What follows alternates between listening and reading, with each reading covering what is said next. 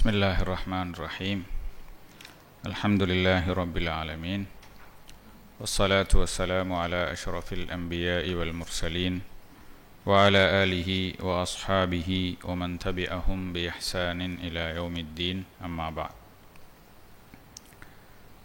அன்புக்குரிய தாய்மார்களே, சகோதரிகளே, வாராந்த பெண்களுக்கான இந்த பயான் நிகழ்ச்சி தொடரிலே இந்த வாரம் மகிழ்ச்சியான குடும்ப வாழ்க்கையில் மனைவி என்ற வகையில் ஒரு பெண்மணி பெற்றிருக்க வேண்டிய பண்புகள் என்ன என்பதை சுருக்கமாக உங்களோடு பகிர்ந்து கொள்ளலாம் என்று விரும்புகிறோம். இந்த தலைப்புக்குள் செல்வதற்கு முன்னால் ஏன் நாம் இந்த தலைப்பை பற்றி பேச வேண்டும் அல்லது உரையாட வேண்டும் என்பதை நாம் புரிந்து கொள்ள வேண்டும். இன்றைய சூழலிலே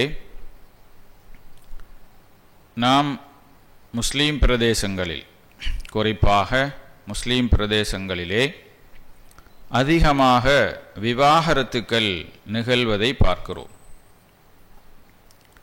திருமணம் முடித்து ஓரிரு வருடங்களுக்குள்ளாலேயே அல்லது ஓரிரு மாதங்களுக்குள்ளாகவே அந்த திருமணம் விவாகரத்தாகின்ற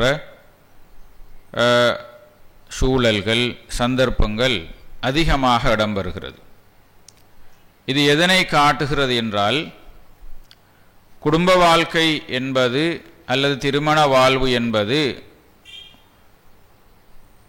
அந்த தம்பதியினர் இரண்டு பேரும் உயிர் வாழும் காலம் வரைக்கும் நீடித்து நிலைக்க வேண்டிய ஒரு வாழ்க்கை.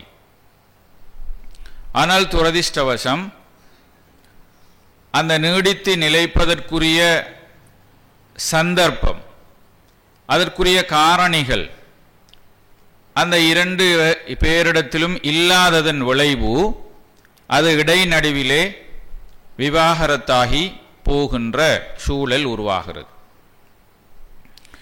இன்று நாம் பார்க்கிற நேரம் பல நிலைகளிலே குடும்ப வாழ்க்கையில் இணைந்து பிள்ளைகளும் பெற்று ஒரு 20, 30, 40 வருடங்களுக்கு பின்னால் அந்த திருமணம் விவாகரத்தாகி போகிறது என்பதற்கு அப்பால் மிக குறுகிய காலத்திற்குள்ளாலேயே விவாகரத்துக்கள் நடைபெறுகிறது. அண்மையிலே ஒரு திருமண முரண்பாடு தொடர்பாக ஒரு விசாரணை நடக்கிறது. அந்த விசாரணையிலே ஒரு சகோதரர் ஆண் ஒரு பெண்ணை விரும்பி சுமார் 4 வருடங்கள் அவரோடு தொடர்பில் இருந்திருக்கிறார். இரண்டு குடும்பமும் சேர்ந்து அவ்விருவரையும் திருமணம் முடித்து கணவன் மனைவியாக வாழ வைப்பதிலே இரண்டு குடும்பமும் உடன்பட்டிருக்கிறது. சுமார் 4 வருட காலங்கள் இந்த தொடர்பு இரண்டு குடும்பங்களுக்கும் இருந்திருக்கிறது.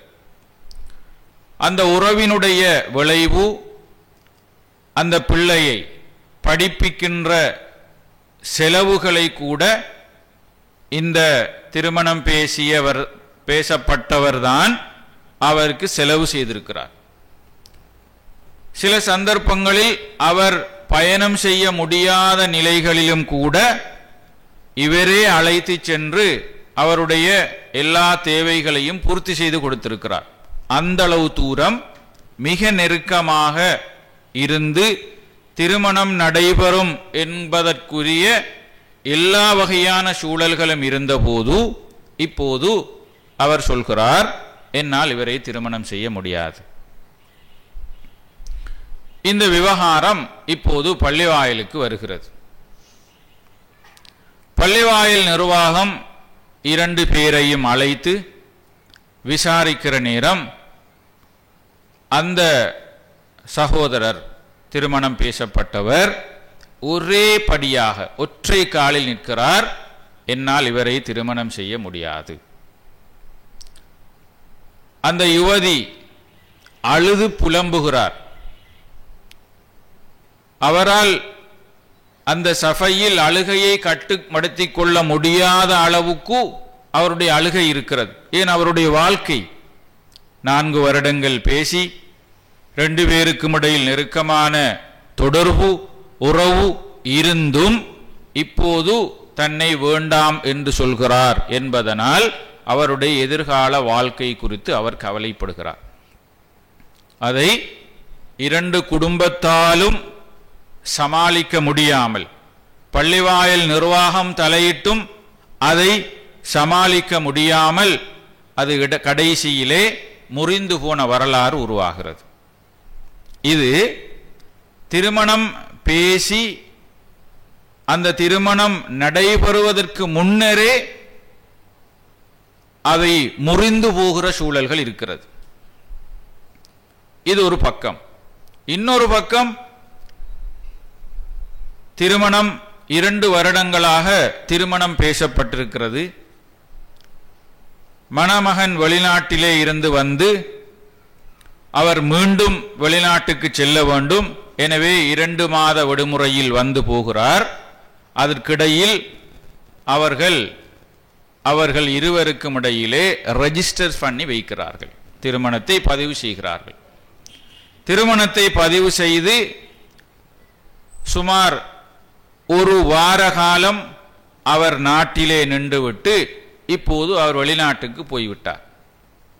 ரெஜிஸ்டர் பண்ணினால் 2 பேரும் கணவன் மனைவி சட்டபூர்வமாக, 2 பேருக்கும் உரிய ரிசப்ஷன் நடைபெறவில்லை. இப்போது அவர் வெளிநாட்டுக்கு சென்று தன்னுடைய வேலையை தொடர்ந்து கொண்டிருக்கிறார். இப்போது அவர் விண்ணப்பத்தை செய்கிறார், எனக்கு இவரோடு வாழ முடியாது. அந்த பிள்ளையும் தனக்கு இவரோடு வாழ முடியாது என்று 2 பேரும் பிரிய வேண்டும் என்ற நிலைக்கு வந்திருக்கிறார்கள். இதுவரைக்கும் இன்னும் 2 பேரும் கணவன் மனைவியாக தங்களுடைய வாழ்க்கையை ஆரம்பிக்கவில்லை. இப்போது அந்த பிள்ளை இடத்தில் கேட்டால், ஏன் நீங்கள் வேண்டாம் என்று சொல்கிறீர்கள் என்றால், அவர் சொல்கிறார், என்னுடைய கேரக்டருக்கு, என்னுடைய பண்பாடுகளுக்கு இவரோடு ஒத்து வாழ முடியாது.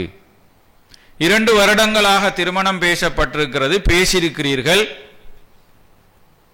2 வருடமாக இவரை பற்றி உங்களால் புரிந்து கொள்ள முடியாமல் போனதா என்று கேட்டால், அப்போது புரிந்தது, இப்போது ஏற்றுக்கொண்டு வாழ முடியாமல் இருக்கிறது. இது எப்போது பிரிகிறது? திருமணம் நடைபெற்று 1 வார காலம் அவர் நாட்டில் இருந்திருக்கிறார். சுமார் 1 வருட காலத்திற்குள் 2 பேரும் கணவன் மனைவியாக சேரவும் இல்லை. அதற்கு முன்னால் திருமணம் விவாகரத்தாகி போகிறது. இன்னும் சில சூழல்களை பார்த்தால், வாழ்ந்து 2 பிள்ளைகளும் கிடைத்திருக்கிறது.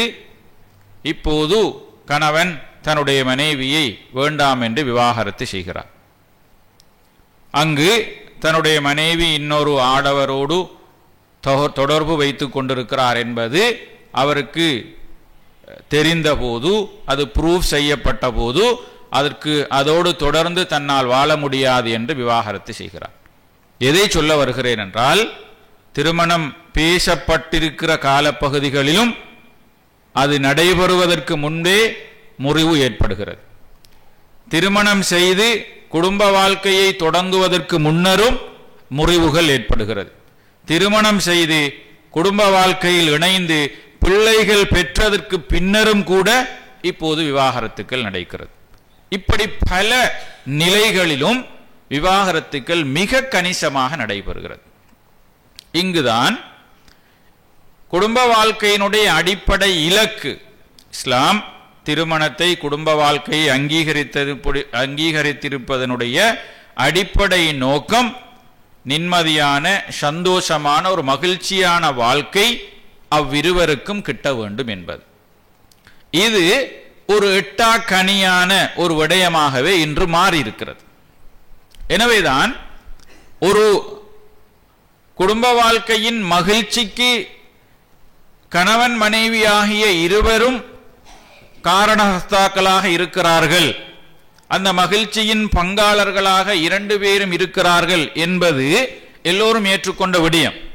ஆனால் பெண் என்ற வகையில் தான் அந்த குடும்பத்தினுடைய மகிழ்ச்சிக்கு காரணமாக இருப்பதற்கு தான் எவ்வாறு நடந்து கொள்ள வேண்டும், அந்த விவாகரத்துக்கள் மனமுறிவுகள் உருவாகாத வகையில் தான் எப்படி தன்னுடைய ஆற்றல்களை திறன்களை வளர்த்து கொள்ள முடியும் என்பதுதான் இன்று நாங்கள் கலந்துரையாட இருக்கின்ற ஒரு அடிப்படை தலைப்பு. கண்ணியத்துக்குரிய தாய்மார்களே, சகோதரிகளே,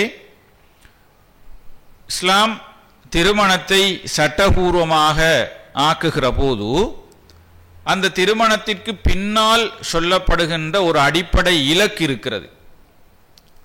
கணவன் மனைவியாக ஒரு ஆணையும் பெண்ணையும் இணைத்து விடுகிற நேரம், குடும்ப வாழ்க்கையில் இணைகிற போது இஸ்லாம் அதற்கு கொடுத்திருக்கின்ற காரணி, அந்த திருமணத்திற்கு பின்னால் எதிர்பார்க்கின்ற இலக்கு அல்லது நோக்கு என்பது 2 பேருக்கும் இடையில் ஒரு மன நிம்மதி உருவாக வேண்டும். கணவனும் தன்னுடைய வாழ்க்கைக்கு நிம்மதியை அந்த மனைவியிடம் இருந்து பெற வேண்டும், மனைவியும் தனக்கான நிம்மதியை சந்தோஷத்தை கணவனிடம் இருந்து பெற வேண்டும். இதனைத்தான் குர்ஆன் சொல்கிறது, நாங்கள் வஜஅல பைனக்கும் மவத்தன் வரஹ்மா, உங்கள் இருவருக்கும் இடையில் அன்பையும் கருணையையும் அமைதியையும் மனநிறைவையும் ஏற்படுத்தியிருக்கிறோம் என்று சொல்கிறது. லிதஸ்குனு இலைஹா, நீங்கள் அந்த பெண்களிடம் மன அமைதி பெறுவதற்காகவே அல்லாஹ் உங்களுக்கு திருமணத்தை அனுமதியாக்கி உங்கள் இருவரையும் ஜோடிகளாக படைத்திருக்கிறார் என்று சொல்கிறார். அப்ப இங்கு மன நிம்மதி என்பது திருமணத்தின் ஊடாக இடம்பெற வேண்டும் என்பது அடிப்படை. குடும்ப வாழ்க்கையை பொறுத்தவரையில் அது எல்லா காலங்களிலும் மலர் தூவப்பட்ட ஒரு பாதை அல்ல, அது ஏற்ற இறக்கங்கள் கொண்டது. அதே நேரம் அது பல்வேறு முரண்பாடுகளையும் கசப்புகளையும் கொண்டது. எனவே இவற்றை ஒருவருக்கொருவர் புரிந்து கொண்டு ஒருவரை ஒருவர் ஆற்றுப்படுத்தி சமாதானப்படுத்தி மகிழ்ச்சியோடு அந்த வாழ்க்கையை கொண்டு செல்வதுதான் குடும்ப வாழ்க்கையின் இலக்கு. அது ஒரு மனைவிக்கும் அதில் ஒரு பெரிய பங்கு இருக்கிறது. இந்த இடத்தில் தான் மனைவி குடும்ப வாழ்க்கையில் தன்னிடம் வளர்த்து கொள்ள வேண்டிய ஒரு அடிப்படை பண்பாக ஆற்றுப்படுத்தல் என்ற ஒரு பண்பை அவர் கண்டிப்பாக வளர்த்து கொள்ள வேண்டும். ஆங்கிலத்திலே இதனை கவுன்சிலிங் என்று சொல்வார்கள். எப்படி ஒரு மனைவி தன்னை ஒரு ஆற்றுப்படுத்தினராக உருவாக்கி கொள்வது? சாதாரணமாக ஒரு கணவன் அவருடைய தொழில் வாழ்க்கை அல்லது சமூக வாழ்க்கை இவற்றினால் பல உள நெருக்கீடுகளுக்கு முகம் கொடுக்கலாம். தொழில் ரீதியாக பல சவால்கள் வருகிற போது அந்த தொழில் தோல்வியடையலாம் அல்லது வருமானம் குறையலாம். சமூக ரீதியான பல நெருக்கீடுகளுக்கு உள்ளாகிற போது அவர் அதற்குரிய ஒரு ஆற்றுப்படுத்தலை தன்னுடைய மனைவியிடம் எதிர்பார்க்கலாம். உண்மையில் கணவனுக்கு ஏதாவது நெருக்கடிகள் ஏற்படுகிற போது அந்த நெருக்கடிகளால் தானும் மனமுடைந்து தானும் ஒரு நோயாளியாக மாறுவதை விட அந்த இடத்தில் தான் ஒரு உறுதியான நிலைப்பாட்டோடு தன்னுடைய கணவனை ஆற்றுப்படுத்துகிற ஒரு பெண்ணாக அவர் இருக்க வேண்டும் என்பதுதான் இந்த குடும்ப வாழ்க்கையில் ஒரு பெண்ணிடத்தில் வர வேண்டிய அடிப்படை பண்பு. ரசூல் ஸல்லல்லாஹு அலைஹி வஸல்லம் அவர்கள் முதலாக அவர்களுக்கு வஹி இறங்கிய போது ஜிப்ரீல் அலைஹிஸ்ஸலாம் அவர்கள் நபி ஸல்லல்லாஹு அலைஹி வஸல்லம் அவர்களை கட்டி அணைக்கிறார்கள். கட்டி அணைத்து குர்ஆன் ஓதுங்கள் என்று சொன்னபோது மா அன பிகாரியா, எனக்கு ஓத தெரியாது என்று சொன்னார்கள். ஜிப்ரீல் அலைஹிஸ்ஸலாம் அவர்கள் அந்த இறுக கட்டி அணைத்ததன் விளைவு அவர்களுடைய உள்ளம் படபடத்து, அவர்களுடைய உடல் வியர்த்து, அந்த கஷ்டமான நிலையில் தன்னுடைய மனைவியிடத்தில் அவர்கள் ஓடி வருகிறார்கள். மனைவி அப்போது ஹதீஜா ரலியல்லாஹு அன்ஹா அவர்கள் வந்து என்ன சொல்கிறார்கள்? ஜம்மிலூனி ஜம்மிலூனி, என்னை போர்த்துங்கள், என்னை போர்த்துங்கள் என்று சொன்னார்கள். ஹதீஜா ரலியல்லாஹு அன்ஹா அவர்கள் தன்னுடைய கணவர் ரசூல் ஸல்லல்லாஹு அலைஹி வஸல்லம் அவர்களை போர்த்தி விட்டு நடந்த விஷயம் என்ன என்பதை விசாரிக்கிறார்கள். நன்றாக இந்த நிகழ்வை நாங்கள் உற்று நோக்க வேண்டும்.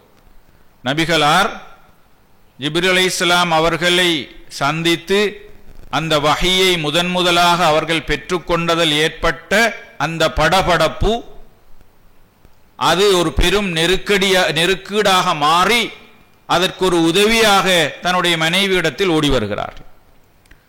தன்னுடைய கணவர் இப்படி ஒரு நெருக்கடியோடு வருகிறார் என்பதற்காக ஹதீஜா நாயகம் சேர்ந்து அளவில்லை, அவர்களும் சேர்ந்து அந்த நெருக்கடியை தனக்கும் தன்னையும் அவர்கள் அதற்குள் உட்படுத்திக் கொள்ளவில்லை. மிக நிதானமாக அவர்களை போர்த்திவிட்டு நடந்தது என்ன என்று விசாரிக்கிறார்.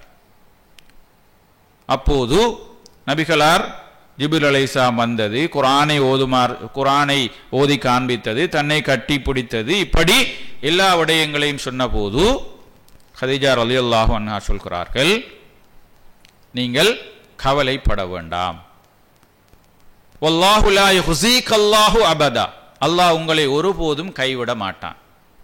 இன்னக லதஸிலுர் ரஹம், நீங்கள் குடும்ப உறவுகளை சேர்ந்து நடக்கிறீர்கள், கஷ்டப்பட்ட மக்களுக்கு உதவி செய்கிறீர்கள், பாதிக்கப்பட்டவர்களுக்கு உதவி செய்கிறீர்கள், இப்படி நீங்கள் நிறைய நல்ல விடயங்களை செய்கிறீர்கள், எனவே உங்களுக்கு எந்த ஆபத்தும் ஏற்படாது, நீங்கள் கவலைப்பட வேண்டாம் என்றார்கள். இதுதான் ஒரு மனைவியினுடைய தன்னுடைய கணவன் எதிர்கொள்கிற நெருக்கீடுகளின் போது செய்ய வேண்டிய ஆற்றுப்படுத்தல். சில நேரம் கணவன் பொருளாதார ரீதியாக ஒரு நெருக்கடியை சந்திக்கலாம். நெருக்கடியை சந்தித்தால் அந்த கணவனை வீட்டை விட்டு வெளியேற்றுகிற அல்லது திருமணம் வேணாது என்று சொல்கிற நிலைமைதான் நின்று இருக்கிறது. கடந்த சில மாதங்களுக்கு முன்னால் ஒரு முரண்பாடு வருகிறது. கணவன் பொருளாதார ரீதியாக ஒரு பெரும் நெருக்கடியில் சிக்கிவிட்டார். நன்றாக இருந்தவர்கள் இப்போது ஒரு சிக்கலில் மாட்டிவிட்டார். இப்போது அவர் சிறையிலே இருக்கிறார். அதன் காரணமாக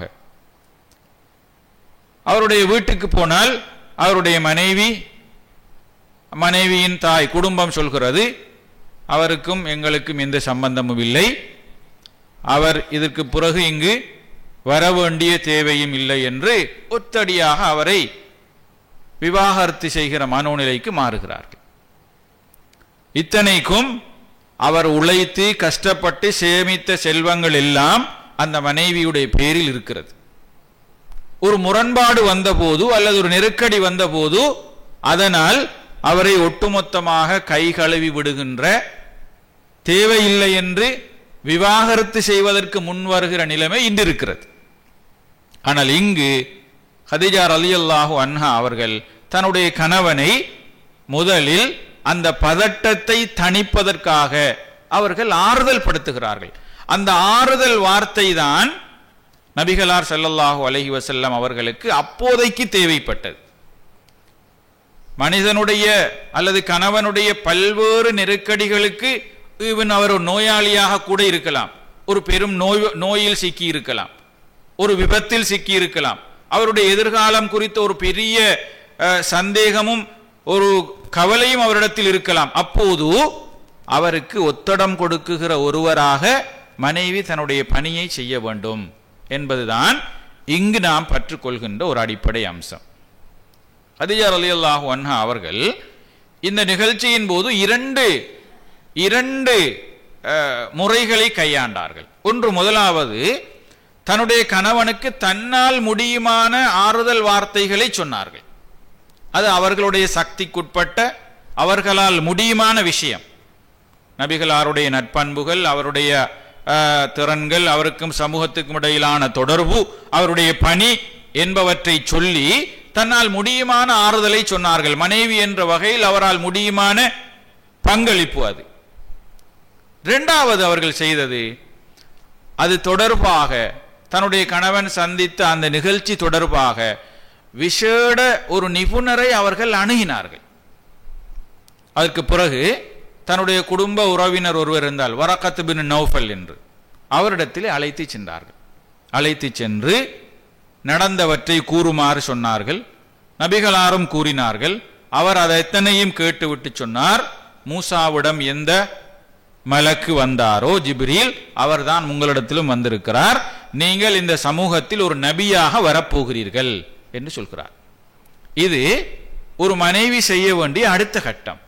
ஒன்று தன்னால் முடியுமான பங்களிப்புக்கான அந்த ஆற்றுப்படுத்தலை செய்துவிட்டு, இரண்டாவது கட்டம் தன்னுடைய கணவரை யாரிடத்தில் அழைத்து சென்றால் இவருடைய பதட்டத்தை, இவருடைய சந்தேகத்திற்குரிய தீர்வை கொடுக்க முடியுமோ அதற்குரிய முயற்சியை எடுத்தார்கள். இதுவும் தன்னுடைய குடும்ப வாழ்க்கையில் ஒரு மனைவி செய்ய வேண்டிய அல்லது செய்வதற்குரிய ஒரு ஆற்றலை பெற்றிருக்க வேண்டிய ஒரு அம்சம். சில நேரம் தன்னுடைய கணவன் நோய்வாய்ப்படலாம், அவரை உரிய வைத்தியரை அணுகி அவரிடம் ஆலோசனை பெற்று சிகிச்சை பெறுவதற்குரிய உதவி தன்னுடைய குடும்பத்தில் இல்லாத போது அதை தான் முன்வந்து செய்கிற அளவுக்கு தைரியமும் ஆற்றலும் ஒரு தன்னம்பிக்கையும் ஒரு பெண்ணிடத்தில் வர வேண்டும். அதைத்தான் ஹதீஜா ரலியல்லாஹு அன்ஹா அவர்கள் இங்கு செய்கிறார்கள். எனவே நாம் வெளியில் செல்ல முடியாது, வெளியில் செல்கின்ற பழக்கம் நம்மிடத்தில் இல்லை என்றால் கணவனை இன்னும் நோயாளியாக ஆக்க வேண்டி வரும், அல்லது சில போது அந்த நோய் முற்றி அவரை நாம் இழக்க வேண்டியும் ஏற்படலாம். எனவே அப்போதெல்லாம் அதை கையாளுவதற்குரிய துணிவும் தைரியமும் தன்னம்பிக்கையும் ஒரு பெண்ணிடத்தில் தேவை. இதை இந்த குடும்ப வாழ்க்கையினுடைய யதார்த்தத்தை ஆழமாக புரிந்து கொண்டவர்களால் நிச்சயம் இதை கையாள முடியும். கதீஜா ரலியல்லாஹு அன்ஹா அவர்களிடத்திலே இந்த ஆற்றல் இருந்திருக்கிறது. எனவே இந்த ஆற்றலின் விளைவுதான் இன்று முஸ்லிம் சமூகத்திலே மிக குறைவாக இருந்தாலும் ஏனைய சமூகங்களிடத்திலே ஒரு பெரிய மாற்றம் இந்த விடயத்தில் உருவாகி வருகிறது. குறிப்பாக கிறிஸ்தவ சமூகத்திலே அவர்களிடத்தில் ஒரு நடைமுறை இருக்கிறது. ப்ரீ மேரிட்டல் கவுன்சிலிங் என்று சொல்வார்கள், அல்லது ப்ரீ மேரேஜ் கவுன்சிலிங், திருமணத்துக்கு முந்திய உளவளத்துணை என்று அதற்கு பெயர். அவர்கள் திருமணம் பேசப்பட்டால் அந்த மணமகனையும் மணமகளையும் திருமணத்திற்கு முன்னரே அவர்களுடைய சர்ச்சுக்கு, தேவாலயத்திற்கு அழைத்து அவ்விருவருக்கும் குடும்ப வாழ்க்கை என்றால் என்ன, அதனுடைய ஆழ அகலங்கள் என்ன, அதனுடைய இலக்குகள் என்ன, கணவன் மனைவி ரெண்டு பேருக்கும் உடைய பொறுப்புகள் என்ன, கடமைகள் என்ன என்பதையெல்லாம் திருமணத்திற்கு முன்னரே அவர்களுக்கு சொல்லிக் கொடுத்து அதன் பின்னர் தான் அவர்களுடைய திருமணம் நடைபெறுகிறது. இதை திருமணத்திற்கு முந்திய உளவள துணை, ப்ரீ மேரிட்டல் கவுன்சிலிங் என்று சொல்கிறார்கள். நம்முடைய சமூகத்தை பொறுத்தவரையில் குடும்ப வாழ்க்கையில் இணைவது என்பது, அல்லது இணைவதற்கு முன்னால் குடும்ப வாழ்க்கையை படிப்பது என்பது மிக குறைவாக இருக்கிறது. ஏதோ பிள்ளை வயதுக்கு வந்துவிட்டால் ஒரு பொருத்தமான வரனை தேடி, ஒரு மாப்பிள்ளையை தேடி திருமணம் செய்து கொடுத்து விட்டால் அவர்களுடைய வாழ்க்கை முடிந்து விட்டது என்றுதான் பெரும்பாலான பெற்றோர் நினைக்கிறார்கள். ஆரம்ப காலங்களில் எங்களுக்கு தெரியும், திருமணம் நடைபெறுவதற்கு முன்னரே குடும்பத்திலே இருக்கின்ற மூத்தவர்கள் அந்த குடும்ப வாழ்க்கையை பற்றிய பல யதார்த்தங்களை தங்களுடைய பிள்ளைகளுக்கு சொல்லிக் கொடுக்கிற நடைமுறை ஆரம்ப காலங்களில் முஸ்லிம் சமூகத்திலும் இருந்தது. இப்போது பிள்ளைக்கும் தாய்க்கும் இடையிலான ஒரு பெரிய கேப் இருக்கிறது, ஒரு இடைவெளி. பிள்ளையுடைய விவகாரங்கள் என்ன என்று தாய்க்கு தெரியாது, பிள்ளைக்கு எதை சொல்லிக் கொடுக்க வேண்டும் என்கிற அளவுக்கு தாய்க்கும் அறிவு கிடையாது. எனவே திருமணம் என்பது ஒரு சடங்கு ரீதியாக அங்கு நடைபெறுகிறதே தவிர அதை ஒரு பெரும் வாழ்க்கைக்குரிய ஆயத்தமாக தயாரிப்பாக செய்து அனுப்புகிற அளவுக்கு குடும்ப கட்டமைப்புகள் இல்லை. முஸ்லிம் சமூகம் அதை இன்னும் விழிப்புணர்வாக எடுத்துக்கொள்ளவில்லை. கண்டிப்பாக குடும்ப வாழ்க்கைக்கு முன்னரே, திருமணத்திற்கு முன்னரே குடும்ப வாழ்க்கையினுடைய ஆழ அகலங்களை, யதார்த்தங்களை, இலக்குகளை, இருவருடைய பொறுப்புகளை, கடமைகளை கண்டிப்பாக படிக்க வேண்டியது பெண்ணுடைய பொறுப்பு. ஏன், இரண்டு வெவ்வேறுபட்ட குடும்ப சூழல்களில், இரண்டு வெவ்வேறுபட்ட பிரதேசங்களை சேர்ந்தவர்கள் குடும்பமாக ஒன்று சேர்ந்து வாழ முற்படுகிற போது இருவருடைய இயல்புகளும் சுபாவங்களும் அவர்களுடைய குடும்ப பின்னணிகளும் அறிவு மட்டமும் வித்தியாசப்படும். எனவே அதை சமாளித்துக் கொண்டு வாழுகிற அளவுக்கு தன்னிடத்திலே ஆற்றலும் திறமையும் தேவை. தன்னுடைய கணவனை பற்றிய சுபாவம் என்ன, அவருடைய அறிவு மட்டம் என்ன, அவருடைய குடும்ப பின்புலம் என்ன என்பன பற்றிய பல விடயங்களை ஒரு மனைவி அறிந்து கொள்ள வேண்டிய, தெரிந்து கொள்ள வேண்டிய ஒரு பொறுப்பு இருக்கிறது. அப்போதுதான் அது ஒரு நீடித்த வாழ்க்கையாக, எவர்லாஸ்டிங் பாண்ட் என்று சொல்வார்கள், நீண்ட ஒரு நீடித்த வாழ்க்கையாக அது மாறுவதற்கும் அங்கு உருவாகிற பிள்ளைகளும் ஒரு ஆரோக்கியமான பிள்ளைகளாக உருவாகுவதற்கும் வாய்ப்பு இருக்கிறது. குடும்பங்களில் உருவாகிற முரண்பாடு வெறுமனே குடும்ப வாழ்க்கையில் மாத்திரம் செல்வாக்கு செலுத்துவதல்ல, அது பிறக்கின்ற பிள்ளைகளிலும் தாக்கம் செலுத்துகிறது. அண்மையிலே சில வருடங்களுக்கு முன்னால் ஒரு பிள்ளை பிறக்கிறது. அங்கவீனமான நிலையில் அந்த பிள்ளை பிறக்கிறது. இப்போது அந்த பிள்ளை மரணித்து விட்டது எனக்கு தெரிந்தது.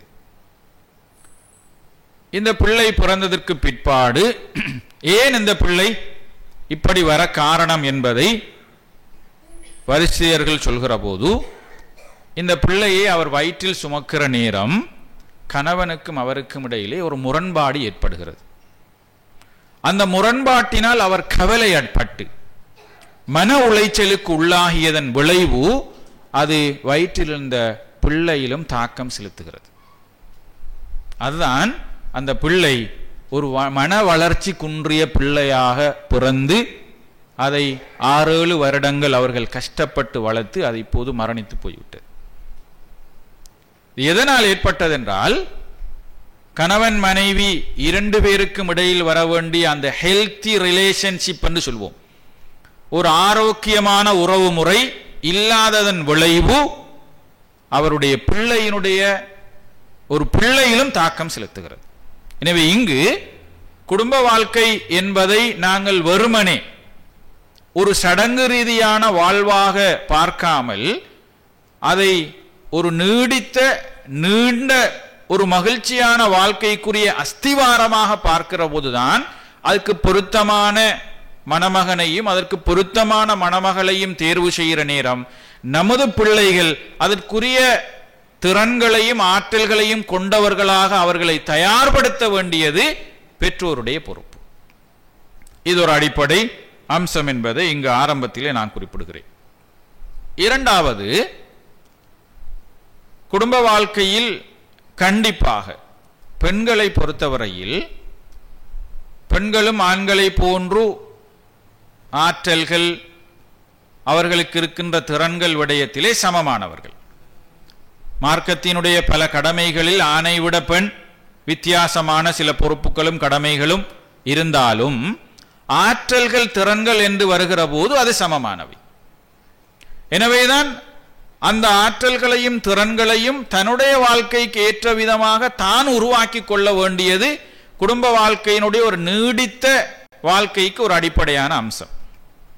குறிப்பாக பெண்களை பொறுத்தவரையில் அவர்களிடத்தில் குடும்ப வாழ்க்கை என்று வருகிற போது ஒரு குடும்பத்தினுடைய பல கட்டங்களில் அவருக்குரிய வகைபாவங்கள் இருக்கிறது. ஒன்று, முதலாவது, ஒரு தன்னுடைய கணவனுக்கு ஒரு மனைவியாக அவர் மாறுகிறார். கணவனை பொறுத்தவரையில் அவர் ஒரு மனைவி, தன்னுடைய பிள்ளைகளை பொறுத்தவரையில் அவர் ஒரு தாய். இந்த 2 ரோலையும் இந்த 2 வகைபாவங்களையும் அவர் ஒரே நேரத்தில் செய்கின்ற ஒரு சந்தர்ப்பம் அவருக்கு இருக்கிறது. கணவனுக்கு மனைவியாகவும் வாழ வேண்டி இருக்கிறது, பிள்ளைகளுக்குரிய தாயாகவும் இருக்க வேண்டி இருக்கிறது. இந்த இரண்டு வகிபாவங்களையும் சமமாக செய்கிற அளவுக்குரிய ஆற்றல் உண்மையில் பெண்ணிடத்தில் வித்தியாசமானது. சாதாரணமாக ஒரு ஆசிரியர் என்று வந்தால் அவர் ஆசிரியர் தான், அவர் மாணவர் அல்ல. ஆனால் குடும்ப வாழ்க்கையில் ஒரு பெண் மனைவியாகவும் நடந்து கொள்ள வேண்டும், தாயாகவும் நடந்து கொள்ள வேண்டும். இது ஒரு வீட்டுக்குள்ளே. அப்ப அவருடைய வகிபாவம் என்பது ரொம்ப கனதியானது, சிம்பிளான ஒரு விஷயம் அல்ல. ஏன் ஹோல்ல இருக்கிற கணவனோடு அவர் மனைவியாக தொடர்புகளை வைக்க வேண்டி இருக்கிறது, டீல் பண்ண வேண்டி இருக்கிறது. அதே நேரம் ரூமில் இருக்கின்ற பிள்ளைகளோடு தாயாக நடந்து கொள்ள வேண்டி இருக்கிறது. ஒரே பிராமிஸுக்குள்ளே, ஒரே பில்டிங்குக்குள்ள அவர் ரெண்டு ரோல் எடுக்க வேண்டி இருக்கிறது. அப்ப இரண்டு பேரோடு நடந்து கொள்கிற முறையும் ஒரு வகையானது அல்ல. இரண்டு பேரோடையும் வித்தியாசமான அணுகுமுறை, இரண்டு பேரோடும் வித்தியாசமான தொடர்பாடல், இரண்டு பேருக்கும் இருக்கின்ற பொறுப்புகளும் கடமைகளும் என்பதும் வேறு. இப்ப இங்கு இதை ஒரு பெண் எல்லா நேரங்களிலும் ஒரே மாதிரியாக நடந்து, பிள்ளைகளோடு நடந்து கொள்கிற கடின சித்தமும் அந்த இறுக்கமும் கணவனோடு நடந்து கொள்ள முடியாது. கணவனோடு இருக்கின்ற அந்த உறவும் தொடர்பாடலும் பிள்ளைகளோடு சரிப்பட்டு வராது. எனவே இரண்டும் வித்தியாசமானவை. அப்ப டிஃபரண்டான ரோல், டிஃபரண்டான வகிபாவத்தை ஒரு பெண் செய்ய வேண்டி இருக்கிறது. மனைவி என்ற வகையில் அந்த பெண்ணை பொறுத்தவரையில் அவரிடத்தில் கண்டிப்பாக மேனேஜ்மெண்ட் ஸ்கில்ஸ் என்று சொல்வோம் நாங்கள், முகாமைத்துவ ஆற்றல்கள் கண்டிப்பாக தேவை. Management skills. அவர் தாயாக இருக்கிற போது எப்படி நடந்து கொள்ள வேண்டும் என்பது அது இன்னொரு தலைப்பு, அதை நான் இப்போது பேசவில்லை. மனைவியாக இருக்கிற போது அவருக்கு தேவையானது மேனேஜ்மெண்ட். மேனேஜ்மெண்ட் என்று வருகிற போது முகாமைத்துவம் என்று நாங்கள் சொல்கிறோம். என்ன முகாமைத்துவம்? ஒரு பெண்ணை பொறுத்தவரையில் அவருடைய வீட்டு முகாமைத்துவம், தன்னுடைய வீடு, தான் வாழுகிற அந்த இல்லத்தை எப்படி அவர் முகாமைத்துவம் செய்வது. இரண்டாவது பினான்சியல் மேனேஜ்மெண்ட், பொருளாதாரத்தை எப்படி முகாமைத்துவம் செய்து கொள்வது. தன்னுடைய குடும்பத்தினுடைய வருமான செலவு, இன்கம் அண்ட் எக்ஸ்பெண்டிச்சர், வருமானத்தை செலவுகளை முகாமைத்துவம் செய்வது. மூன்றாவது கான்ஃப்ளிக்ட் மேனேஜ்மெண்ட், முரண்பாடுகளை முகாமைத்துவம் செய்து, பிள்ளைகளுக்குள் வருகின்ற முரண்பாடுகளை அல்லது கணவனோடு வருகின்ற முரண்பாடுகளை எப்படி முகாமைத்துவம் செய்வது. இந்த மூன்று நிலைகளிலும் ஒரு பெண்ணுடைய இந்த மேனேஜரியல் ஸ்கில்ஸ் அல்லது மேனேஜ்மெண்ட் ஸ்கில்ஸ் என்பது கண்டிப்பாக தேவை. முதலாவது விடயத்தை எடுத்து பாருங்கள். ஹவுஸ் மேனேஜ்மெண்ட் என்று நாங்கள் சொல்வோம், வீட்டு முகாமைத்துவம். வீட்டு முகாமைத்துவத்தில் மிக பிரதானமான அமைவது வீட்டினுடைய இன்டீரியர், உள்ளக கட்டமைப்பை ஒரு ஆரோக்கியமான வாழ்க்கைக்கு ஏற்ற விதமாக ஒரு ஹெல்த்தியான வீடாக அதை ஆக்க வேண்டும். சாதாரணமாக நாங்கள் சொல்வோமே, வீடு ஒரு கிளீனாக ஒரு நீட்டாக இருக்கும். இது ஒரு மனைவியுடைய பொறுப்பு. ஏன், அந்த வீட்டில் கணவன் தொழிலுக்கு சென்றால், பிள்ளைகள் பாடசாலைக்கு போனால், வீடு என்பது அந்த வீட்டினுடைய பொறுப்பாளராக மனைவி இருக்கிறார். சில வீடுகளுக்கு போனால் எங்களுக்கு தெரியும், அந்த வீட்டை பார்த்தால் உண்மையில் ரொம்ப நீட்டாக கிளீனாக விடயங்கள் இருக்கும். இன்னும் சில வீடுகளுக்கு போனால் அது அப்சைட் டவுனாக இருக்கும், எதிர்மறையாக இருக்கும்.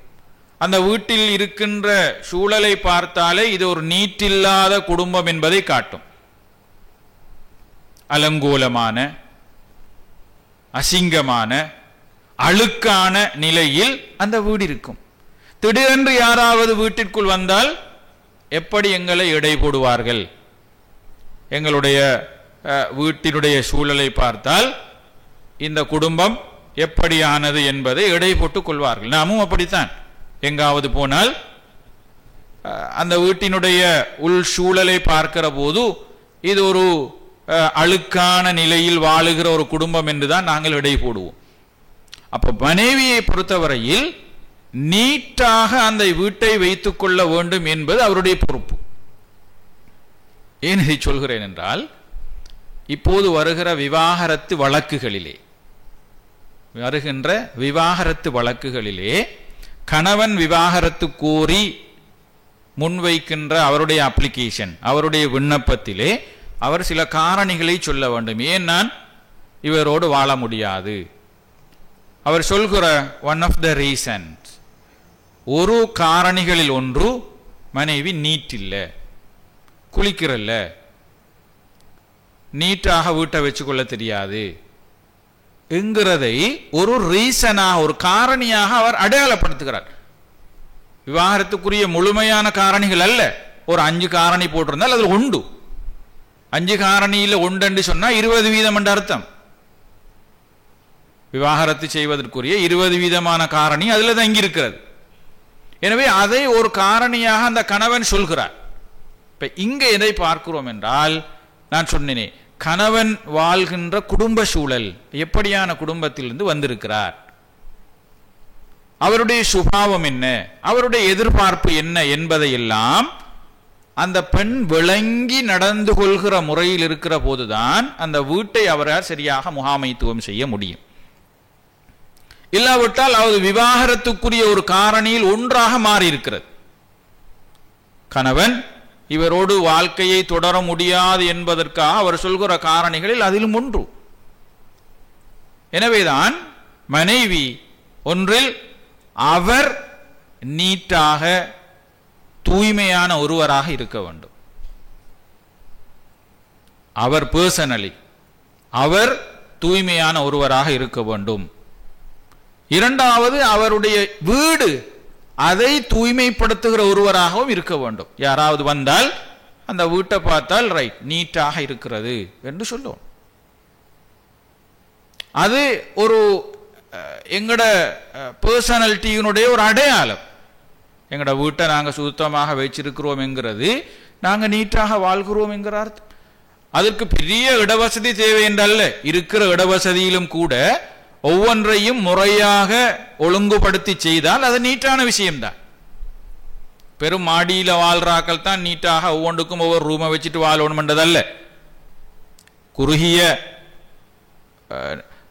இடத்திற்குள் கட்டடத்துக்குள் வாழ்ந்தாலும் கூட நீட்டாக வாழ முடியும். அது அதை காண்பிக்கும். எனவே ஒன்று, பர்சனலி நாம் நீட்டானவராக இருக்க வேண்டும். அது சில நேரங்களில் பர்சனலி அவருடைய சொந்த வாழ்க்கையில் நீட்னஸ் இல்லாத நேரம், ஒரு கிளீனாக இல்லாத நேரம் கணவன் குடும்ப வாழ்க்கையில் ஈடுபடுவது கூட குறைவு. சில நேரங்களில் இன்னும் சில விவாகரத்து வழக்குகள் வருகிற போது கணவன் சொல்கிற காரணிகளை உண்டு, மனைவி பக்கத்தில் தூங்க இயலாது.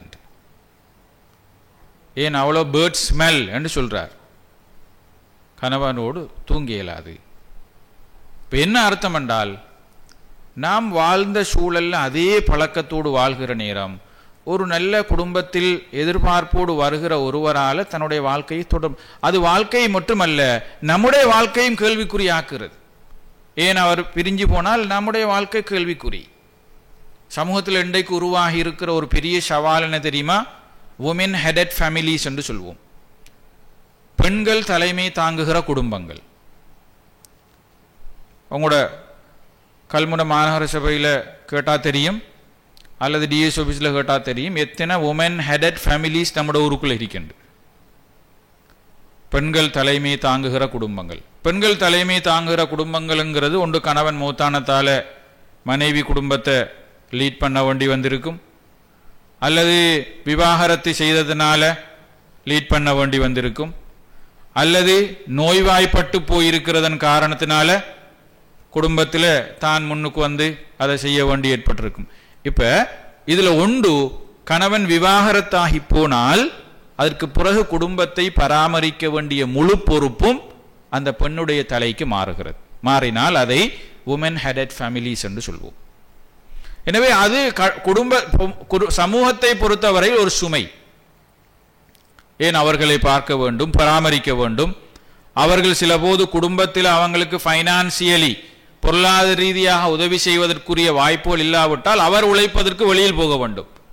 உழைப்பதற்கு வெளியில் போனால் ஒரு ஆண் போய் உழைப்பதற்குரிய சூழல் போன்று பெண் நடந்து கொள்ள முடியாது. அவர் பல சவால்களை எதிர்கொண்டுதான் பணத்தை பெற்று தன்னுடைய பிள்ளைகளை வளர்க்க வேண்டிய சூழலுக்கு உருவாகலாம். பிள்ளைகளை வளர்ப்பது மாத்திரமல்ல, வீட்டை விட்டு ஒரு பெண் போனால் வீட்டிலே பிள்ளைகளுடைய எதிர்காலம் என்பது கேள்விக்குறி. அவர்களுடைய கல்வி ஏனைய நடத்தைகள் எல்லாம் பெரும் தாக்கத்திற்குள்ளாகும். இது வெறுமனே குடும்ப வாழ்க்கையில் முறிந்து போவது அவர் வேணாம் என்று சொல்வதன் மூலமாக மாத்திரம் தீர்வு கிடைப்பதல்ல. குடும்ப வாழ்க்கையை பற்றி பொதுவாக நாங்கள் சொல்வது, விவாகரத்து என்ற விடயத்தை பொறுத்தவரை இஸ்லாம் ஒரு தீர்வாக சொல்லி இருக்கிறது. ஆனால் இன்றைக்கு சமூகத்தில் அது பிரச்சனையாக மாறி இருக்கிறது.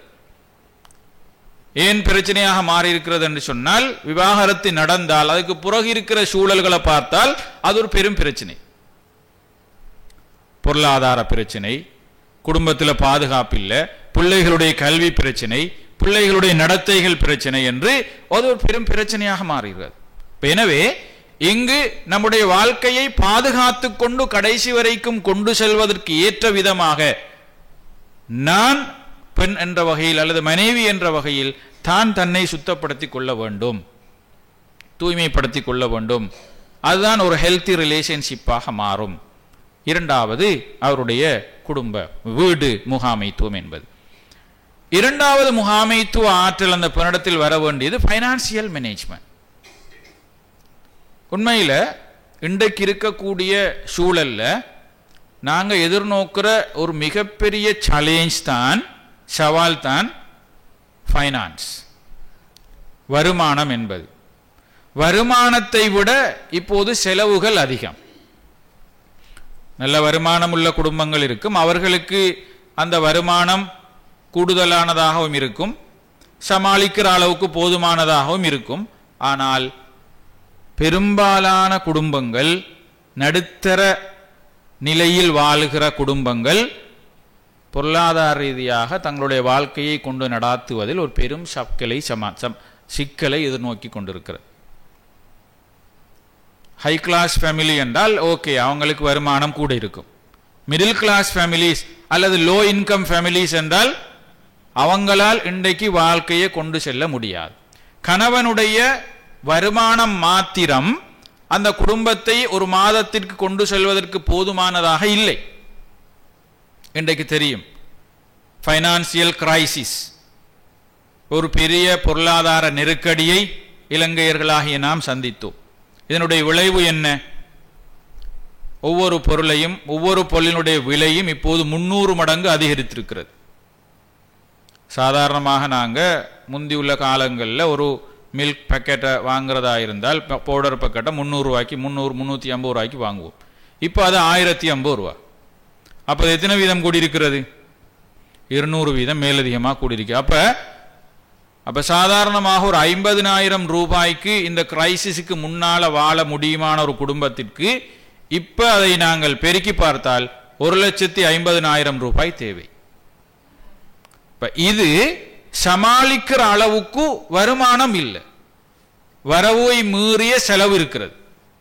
இந்த இடத்தில் தான் பெண்ணுடைய வகிபாவம் என்ன, தன்னுடைய குடும்ப நிர்வாகத்தை கொண்டு செல்வதற்கு, தன்னுடைய குடும்ப நிர்வாகத்தை கொண்டு செல்வதற்கு இருக்கின்ற பொருளாதாரத்தை வைத்து அல்லது கிடைக்கின்ற வருமானத்தை வைத்து எப்படி முகாமைத்துவம் செய்வது என்பது ஒரு பெண்ணுக்கு கண்டிப்பாக தேவை. ஏன் இதை பேச வேண்டும் என்றால், இன்றைக்கு கணவனுடைய வருமானம் எவ்வளவு குறைவானது அல்லது நாம் ஒரு மிடில் கிளாஸ் ஃபேமிலி என்று தெரிஞ்சும் அவர்களுடைய செலவீனங்கள், தேவையற்ற செலவீனங்களால் கணவன்மாரை இன்று கடனாளிகளாக மாற்றியிருக்கிறது. நிறைய பேர் கடன், இன்னும் நிறைய பேர் வெளிநாட்டுக்கு போயிட்டாங்க. கவர்மெண்ட் ஜொப்புல இருந்தாக்கள் கூட ஜொப்பை நோப்பையை போட்டுட்டு வெளிநாட்டில் போய் உழைக்கணும் என்ற அளவுக்கு நிலைமை மாறி இருக்கிறது. இன்னும் சிலர் மூத்தாவும் போயிருக்கிறாங்க. ஏன்? இருக்கிற சேலஞ்சஸால அவரால் சமாளிக்க முடியாது, பிரஷர். இப்ப இங்கு பிள்ளைகளுடைய செலவீனங்களோ குடும்பத்தினுடைய செலவீனத்தையோ சமாளிக்கிற அளவுக்குரிய அந்த ஃபைனான்சியல் மேனேஜ்மெண்ட் ஒரு பெண்ணிடத்தில் தேவை. அப்ப அங்க ஒரு பெண்ணை என்ன யோசிக்கலாம் என்றால், ஒன்று, கணவனுடைய வருமானத்திற்கு ஏற்ப குடும்ப நிர்வாகத்தை அல்லது அந்த மாதாந்த செலவுகளை கொண்டு செல்வதற்குரிய பட்ஜெட்டிங், ஒரு வரவு செலவு திட்டம் குடும்பத்தில் இருக்கும். அது ஒரு பெண் செய்யலாம். நாளாந்த தன்னுடைய உணவுக்கான செலவு எவ்வளவு, வருமானத்தை நாங்கள் அடிப்படையாக வச்சு எங்களுடைய செலவுகளை பிரிக்கணும். உணவுக்கான செலவு, மருத்துவ செலவுகள், ஏனைய பிள்ளைகளுடைய கல்வி செலவு, வேறு ஏதாவது வெளியில் நாங்கள் விசிட்டிங் போகிறதா இருந்தால் அதுக்குரிய செலவுகள் என்று அதை நாம் அழகாக பட்ஜெட்டிங் செய்ய வேண்டி இருக்கிறது. செஞ்சால்தான் நாம் குடும்ப நிர்வாகத்தை கொண்டு செல்லலாம். இல்லாட்டி சில போது கணவனை நான் சொல்றேனே, இப்போ இந்த ஃபைனான்சியல் கிரைசிஸால சில மரணங்களும் நடந்திருக்கிறது. என்னத்தால மரணம் நடந்திருக்கீங்கன்னா, நோயாளி அல்ல, யோசனை கூட. நாளைக்கு என்ன செய்கிற, எடுக்கிற அரசாங்க சம்பளம் 15 நாளைக்கும் போதாது, மிச்சம் 15 நாளைக்கும் என்ன செய்கிற, அப்ப யோசனை. அப்ப ஜொப்பை விட்டுட்டு வெளியே போய் கஷ்டப்படும். வெளியே போய் கஷ்டப்படுறது என்கிறது லேசான விஷயம் அல்ல. அது குடும்பத்தை பிரிஞ்சிருக்கணும். குடும்பத்தை பிரிஞ்சிருக்கிறது என்பது கூட இன்னொரு பாதிப்பு. அது சில நேரம் பிள்ளைகள் வீட்டில் இருந்தால் அவர்களை கவனிக்கிறதுல குறைபாடுகள் உருவாகும், அவங்களோட கல்வியில தாக்கம் செலுத்தும். இப்ப இங்குதான் அந்த ஃபைனான்சியல் மேனேஜ்மெண்ட் என்கிறது ஒரு பெண்ணை பொறுத்தவரையில் ஒரு பட்ஜெட்டிங் லைஃபாக அதை மாற்றுகிற அளவுக்கு நமக்கு ஆற்றல் தேவை. இப்ப இருக்கிற எல்லாத்தையுமே 10-15 நாளைக்குள்ள முடிச்சுட்டால் அடுத்த இருக்கிற நாட்களுக்கு என்ன செய்யறது, கடன் வாங்கணும்.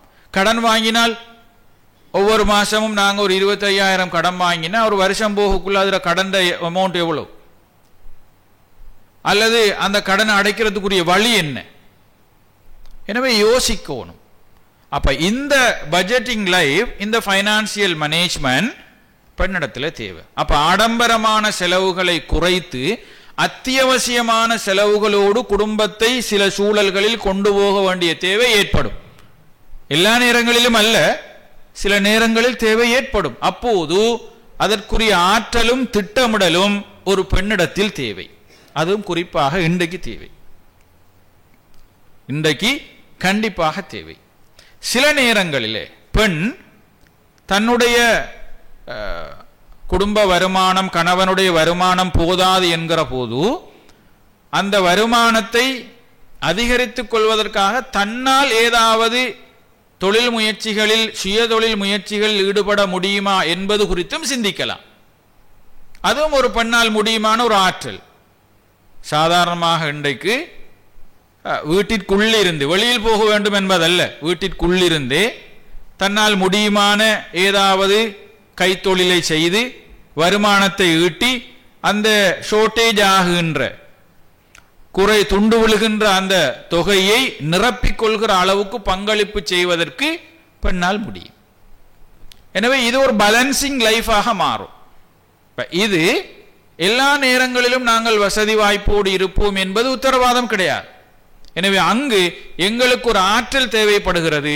ஏதாவது நெருக்கடிகள் வருகிற போது தன்னால் ஒரு வருமானத்தை சுயமாக உருவாக்கி கொள்வதற்கான ஒரு ஆற்றல் இருக்க வேண்டும். ஒன்று ஒரு டைலரிங் ஸ்கில்ஸாக இருக்கும், தையல் தொழில், அல்லது ஏனைய ஏதாவது கைத்தொழில்களை செய்கிற அளவுக்கு தன்னுடைய மார்க்க வரம்புகளை பேணி தன்னுடைய வீட்டோடு அல்லது வெளியில் சென்றாலும் கவனமாக அதை செய்கிற அளவுக்கு தன்னால் உருவாக்கிக்கொள்ள முடியும். எனவே அந்த வாழ்க்கையை அவர்கள் நீடித்து கொண்டு செல்வதற்குரிய ஒரு வாய்ப்பாகவும் அது மாறும். எனவே ஒரு ஃபைனான்சியல் மேனேஜ்மெண்ட். மூன்றாவது கன்ஃப்ளிக்ட் மேனேஜ்மெண்ட் என்கின்ற இந்த முரண்பாட்டு முகாமைத்துவம். கணவனுக்கும் தனக்கும் இடையில் முரண்பாடு வருகிற போது அந்த முரண்பாட்டை எப்படி நாங்கள் முகாமைத்துவம் செய்வது? சில நேரம் கணவன் கொஞ்சம் சூடாகிற ஒருவராக இருப்பார், அல்லது கொஞ்சம் சாஃப்டானால இருப்பார், அல்லது மனைவி அதுக்கு ஒப்போசிட்டானவராக இருக்கலாம். இப்போது அவர் சத்தமிடுகிற போது தானும் சத்தமிட்டால் அது முரண்பாடாக மாறும். இப்ப இங்கு அவருடைய கோபத்தை, அவருடைய எதிர்ப்பை சமாளிப்பதற்கு தான் எப்படி ஒரு வழியை கையாள வேண்டும் என்கிற ஒரு ஹிக்மத், ஒரு நுணுக்கம் கண்டிப்பாக தேவை. சில நேரம் நாங்களும் எதிரும் புதிருமாக சண்டையிட்டால் அது முரண்பாடு முற்றி தேவையற்ற வார்த்தை பிரயோகங்கள் உருவாகி அது விவாகரத்துக்கும் கொண்டு போய் சேர்க்கும். ஏன் சில திருமண விவாகரத்துக்கள் வருகிற போது அந்த காரணிகளிலே மனைவி அவருடைய வாய்க்கு வந்தவாறு ஆத்திரத்தோடு பேசிய வார்த்தைகளும் அதில் குறிப்பிடப்படுகிறது. எனவே அங்கு பொறுமை, நிதானம், சகிப்புத்தன்மை என்பது அந்த சில முரண்பாடுகளை சமாளிப்பதற்கு தேவையான ஒரு ஆற்றல். அதற்காக எல்லா நேரங்களிலும் நாங்கள் எல்லாவற்றையும் சகித்துக் கொண்டிருக்க வேண்டும் என்பதல்ல. தங்களுடைய பிள்ளைகளுக்காக இப்படி ஒரு சகிப்புத்தன்மையை செய்ய வேண்டிய தேவைப்பாடு உருவாகலாம். ஏன்னா எல்லா விடயங்களையும் கவனித்துத்தான் அந்த குடும்ப வாழ்க்கையை கொண்டு செல்ல வேண்டிய தேவை இருக்கிறது. எனவே அந்த முரண்பாடுகளை, அது பல வழிகளில் வரலாம், அந்த முரண்பாடுகளை முகாமைத்துவம் செய்கிற அளவுக்கு நம்மிடத்தில் ஆற்றல் கண்டிப்பாக தேவை. அதுபோன்றுதான் குடும்ப வாழ்க்கையில் பெண்களை பொறுத்தவரையில் தங்களுடைய வாழ்க்கையை மகிழ்ச்சிகரமாக கொண்டு செல்வதற்கு தேவையான இந்த முகாமைத்துவ ஆற்றல்களின் போது இன்னொரு முக்கியமான விஷயம் நாங்கள் சொல்லுவோம், அதை டிசிஷன் மேக்கிங், தீர்மானங்கள் எடுக்கின்ற ஆற்றல் கண்டிப்பாக தேவை. டிசிஷன் மேக்கிங் சில நெருக்கடியான சூழலில் தான் தீர்மானம் எடுக்கிற ஆற்றல் தனக்கு வர வேண்டும். தீர்மானம் எடுக்கிற ஆற்றல் எப்ப வரும் என்று சொன்னால் எங்களிடத்தில் ஒரு செல்ஃப் கான்ஃபிடென்ட் இருக்க வேண்டும், ஒரு தன்னம்பிக்கை, தன்னால் முடியும் என்கிற அளவுக்கு ஒரு தன்னம்பிக்கை இருக்க வேண்டும். இந்த இரண்டு அம்சம் கண்டிப்பாக பெண்களுக்கு தேவை. உதாரணத்துக்கு நாங்க ரசூல் ஸல்லல்லாஹு அலைஹி வஸல்லம் அவருடைய காலத்தில் உம்மு சுலைம் ரலியல்லாஹு அன்ஹா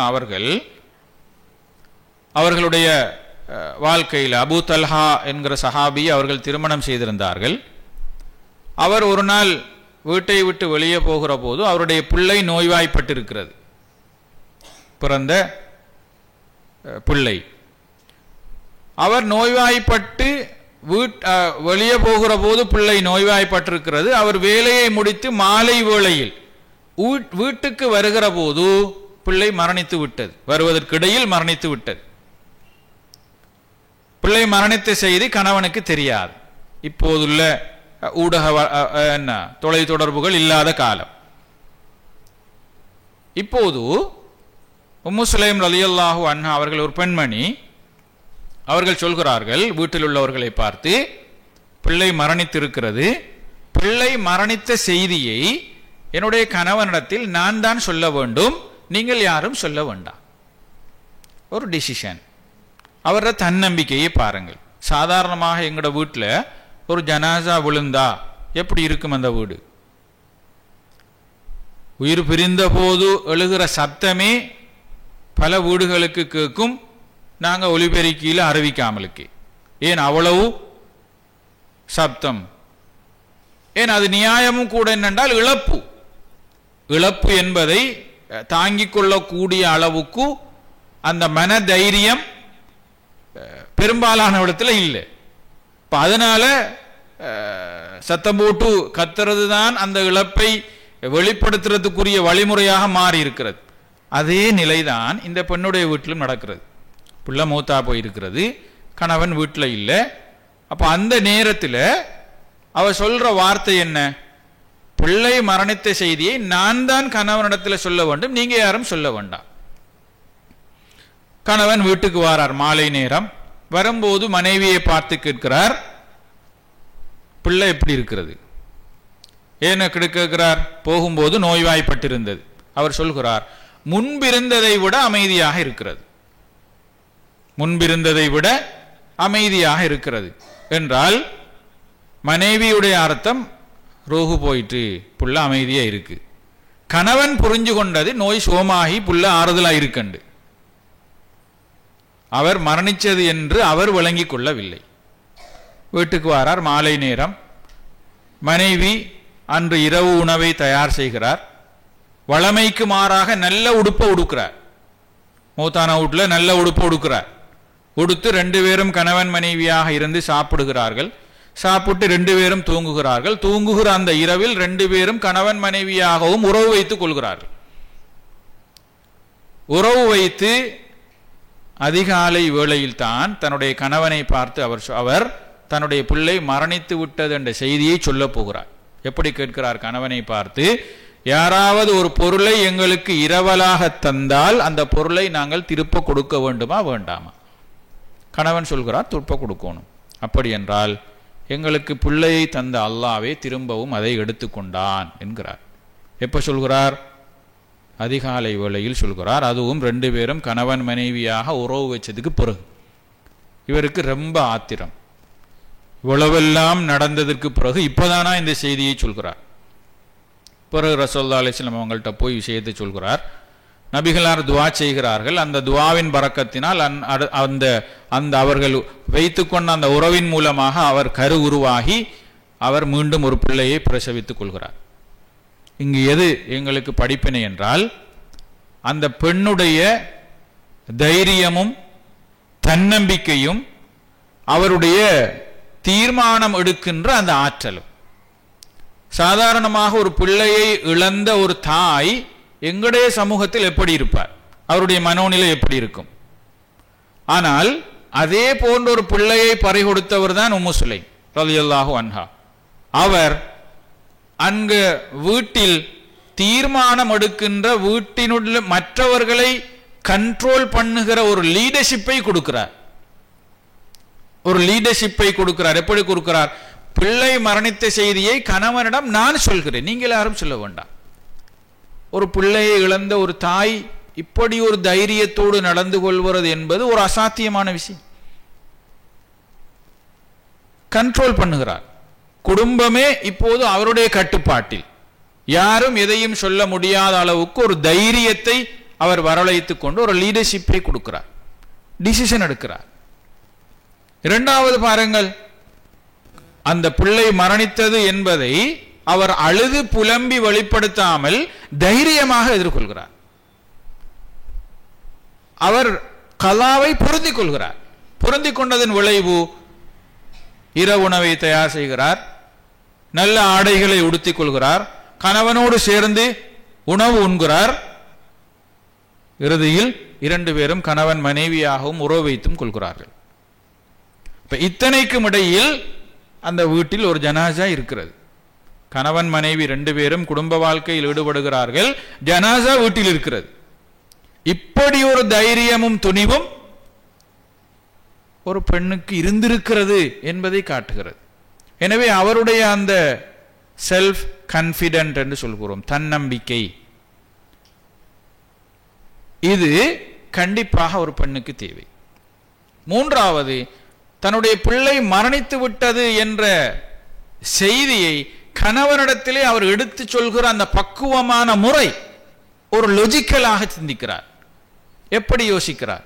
ஒரு கிரியேட்டிவாக சிந்திக்கிறார்.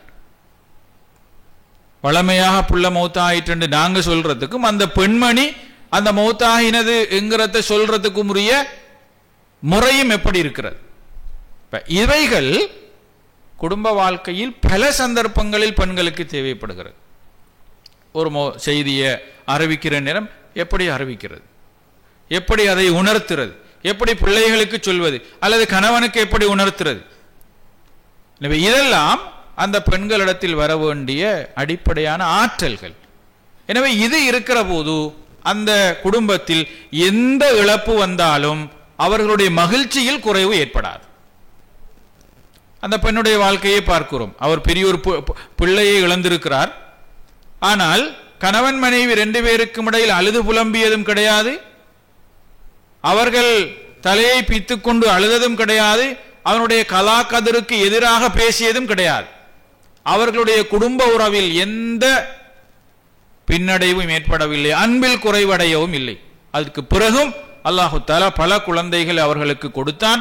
அந்த குழந்தைகள் அனைவரும் பெரும் ஹாஃபில்களாக மாறினார்கள் என்றும் வரலாறு இருக்கிறது. எனவேதான் இந்த அடிப்படை ஆற்றல்களோடு தான் ஒரு குடும்ப வாழ்க்கையை நாங்கள் மகிழ்ச்சியாக கொண்டு செல்வதற்குரிய காரணிகளாக இதை நாங்கள் அடையாளப்படுத்த முடியும். இதை தவிர இன்னும் பல காரணிகள் இருக்கிறது. அதுக்குரிய நேரம் போதாமையினால் சில அடிப்படை விடயங்களை மாத்திரம் சுட்டிக்காட்டியிருக்கிறேன். எனவே ஒரு பெண்ணை பொறுத்தவரையில் நான் சொன்ன 2 வகிபாவங்களில் ஒன்று மனைவி என்ற வகிபாவம், அதை ஒரு மகிழ்ச்சியானதாக, ஒரு ஹாப்பி மேரிட் லைஃப், ஒரு மகிழ்ச்சியான திருமண வாழ்க்கையாக மாற்றிக்கொள்வதற்கு தான் எப்படி நடந்து கொள்ள வேண்டும் என்பது நான் குறிப்பிட்ட அம்சங்களோடு மாத்திரம் முடிந்து விடுவதல்ல. இதையும் தாண்டி இன்னும் நிறைய திறன்களை, ஆற்றல்களை வரவழைத்துக் கொள்ள வேண்டும். அதற்கு நீண்ட நேரங்களும் தேவைப்படும். அடிப்படையான விடயங்களை மாத்திரம் நான் சொல்லியிருக்கிறேன். எனவேதான் இதை நாமும் சரி அல்லது நம்முடைய பிள்ளைகளும் சரி, பிள்ளைகளுக்குரிய திருமண வாழ்க்கையை தேடுகிற போது அவர்களை அந்த வாழ்க்கையை நீடித்து கொண்டு செல்வதற்குரிய தகுதியை, ஆற்றலை பெற்றவர்களாக அவர்களை உருவாக்க வேண்டிய பொறுப்பு இருக்கிறது. சில நேரங்களில் நாங்கள் பிள்ளைகளை திருமண வாழ்க்கையில் இணைத்து விடுகிறோம். அவர்களுக்கு சமைப்பதற்கும் கூட தெரியாது. சில திருமண வாழ்க்கை முரண்பாடுகளிலே அல்லது விவாகரத்து காரணிகளிலே சொல்லப்படுற காரணிகள் உண்டு. ஒன்று சமைக்க தெரியாது, டீ ஊத்தவும் தெரியாது. ஒரு கணவன் எதிர்பார்க்கின்ற மிக எளிமையான எதிர்பார்ப்புகள். சில கணவன்மார் சொல்றான், கிழமையில ஒரு நாளைக்காவது நாம சந்தோஷமா சாப்பிடுவோம் தான் வெள்ளிக்கிழமையில கடையில் எடுக்கிறான். அப்ப 6 நாளும் நல்லா சாப்பிட்றதே இல்லை. அப்ப என்ன எதிர்பார்க்கிறார் என்றால், தான் உழைத்து கஷ்டப்பட்டு சிரமப்பட்டு சேர்க்கின்ற அந்த காசை, பணத்தை ஒரு நிம்மதியாக ருசியாக சமைத்து கொடுப்பதற்குரிய ஆற்றலும் தன்னுடைய மனைவிக்கு இல்லை என்பதால் அந்த குடும்ப வாழ்க்கை என்பது அங்கு தோற்று போகிறது. நிறைய பேர் டீ குடிக்கிறண்டாலும் கடையில தான். ஏன் சில கடைகளை தேடி போறான். உண்மையில கணவன் எங்க வரணும்? ஒரு ஸ்ட்ராங்கான ஒரு நல்ல டீ குடிக்கிறான்டால் நம்மட வீட்டை போய் குடிப்போம் என்று வரணும். ஆனா இன்றைக்கு நிறைய பேர் தேடி போறது நல்ல கடையை. ஏன் அங்கேயாவது போய் ஒரு நல்ல டீயை குடிப்போம் என்றுதான். எனவே இதெல்லாம் நாம் நினைக்கிறோம் சில இது ஒரு பெரிய காரணி இல்லை என்று. ஆனால் விவாகரத்துக்குரிய காரணியாக இது மாறி இருக்கிறது. அதை பாயிண்ட் அவுட் பண்றான். விவாகரத்துக்குரிய காரணிகள் அது அற்பமானதைகளாக யோசிக்க வேண்டியதில்லை. எனவே இதெல்லாம் ஆற்றல்கள், இதெல்லாம் ஆற்றல்கள். எனவே குடும்ப வாழ்க்கை என்பது ஒரு கலை. அது ஒரு 1 or 2 வீக்ஸில் முடிந்து போகிறதோ அல்லது ஓரிரு மாதங்களில் முடிந்து போகிறதோ அல்லது சில வருடங்களில் முடிந்து போவதோ அல்ல. அது வாழ்க்கை வரைக்கும், உடம்பில் உயிர் இருக்கும் வரைக்கும் நீடிக்கின்ற ஒன்று. எனவே அது முழு காலமும் சந்தோஷமாக மகிழ்ச்சியாக இருப்பதற்கு ஏற்ற விதமாகவே தங்களுடைய குடும்ப வாழ்க்கை அமைத்துக் கொள்வதற்கு தேவையான ஆற்றல்களை நாங்கள் உருவாக்கி கொள்வோம். எங்களுடைய பிள்ளைகளுக்கும் அந்த ஆற்றல்களை நாங்கள் உருவாக்குவோம். அதுக்கு தேவையான பயிற்சிகளை அவர்களுக்கு கொடுப்போம். எனவே நாம் நிம்மதியாக சந்தோஷமாக இருந்தது போல் எங்களுடைய பிள்ளைகளும் சந்தோஷமாக இருப்பதற்கு ஏற்ற விதமாக நாம் செய்கிற ஒரு முதலீடாக இதை நாங்கள் மாற்றிக்கொள்வோம். அல்லாஹு தஆலா அதற்குரிய வாய்ப்பையும் சந்தர்ப்பத்தையும் எங்கள் அனைவருக்கும் தந்தருள்வானாக. وآخر دعوانا الحمد لله رب العالمين والسلام عليكم ورحمة الله وبركاته.